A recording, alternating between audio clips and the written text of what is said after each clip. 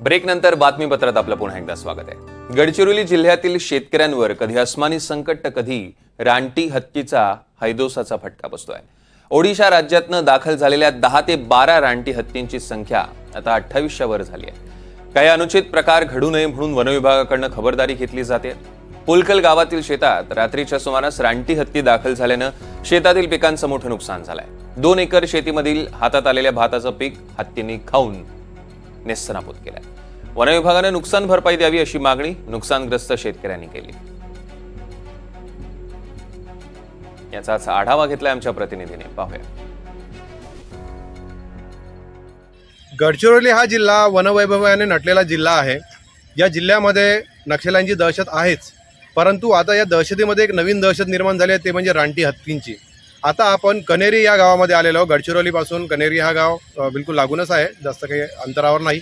आपण आता कनेरीच्या या जंगलामध्ये आलो। आपण पाहू शकता या जंगलामध्ये आता सध्याच्या काळामध्ये, सध्याच्या परिस्थितीमध्ये हत्तीने आपले इथे बस्तान इथं मांडलेले आहे।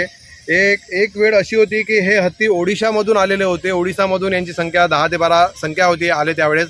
आता त्यांची संख्या 28 आहे आणि याच जंगलामध्ये ते आता बसलेले आहे। आपण ड्रोनच्या माध्यमातून बघितलेलं आहे, त्यांची हालचाल इथे चालू आहे आणि दिवसभर ते आराम करून संध्याकाळच्या वेळेस रात्री अंधारात त्यांची मुवमेंट होते, अंधारात ते रस्ता पार करतात। काल ते वाकडी या परिसरामध्ये दिसले होते, तिथे त्यांनी रस्ता पार केला होता।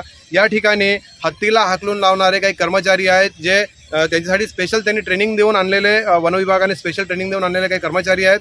ते वेस्ट बंगालचे आहेत, त्यांना स्पेशल ट्रेनिंग दिलेली आहे। बताइए आप हाथी को मतलब कैसे हकलते हैं, क्या क्या है?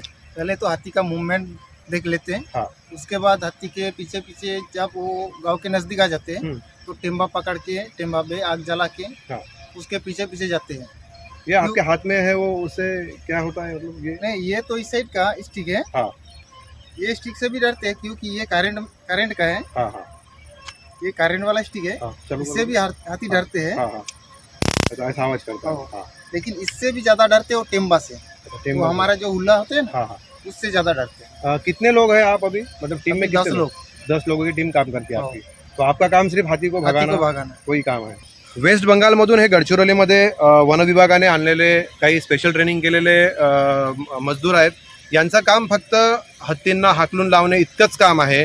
कॅमेरामन गणेशसह मनीष रक्षमार, NDTV मराठी, गडचिरोली। दरम्यान शेतकऱ्यांनी वन विभागाकडे नेमकी काय मागणी केली ते देखील बघूया। काय झालं? सर, मुर्जावरून आमच्या शेतामध्ये काल हत्ती आले।